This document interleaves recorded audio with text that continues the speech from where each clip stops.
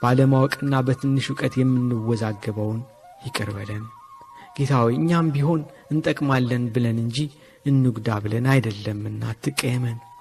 ጌታ ሆይ አንተ ከልብ የሚያመልኩትን ባሉበት እንደምታከብር ከልብ የተመለሱትንም ለንስሐ ጊዜ ሰጥተህ የናቁትን ሲያከብሩ ቸል ያሉትን ውድነቱን ሲያውቁ በበደሉት ሲጸጸቱ ከልብ እንዲሹት አድርገህ እንደምታበቃቸው ሰምቻለሁና እኔንም ከነርሱ ደምረኝ።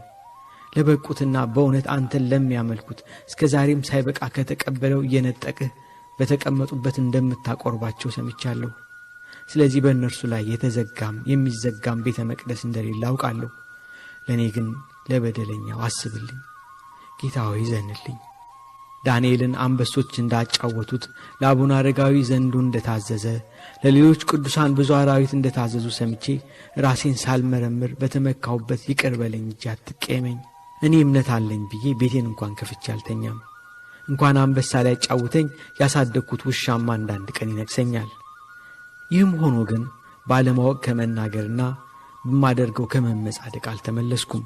ይህም ሁሉ ሆኖ ወደ ልቦናዬ ባለመመለሴ ነውና ጥፋቴን ሳይሆን ቅናቴን፣ ስህተቴን ሳይሆን በመሳትም ቢሆን ከሰማሁት ተነስቼ በአቅሜ በጎ ነው ብዬ መመኘቴን አይተህ ይቅር በለኝ እንጂ እንደ ፈሪሳዊው ቀራጭ ካንተ ይሻላል ብላ አታሳፍረኝ።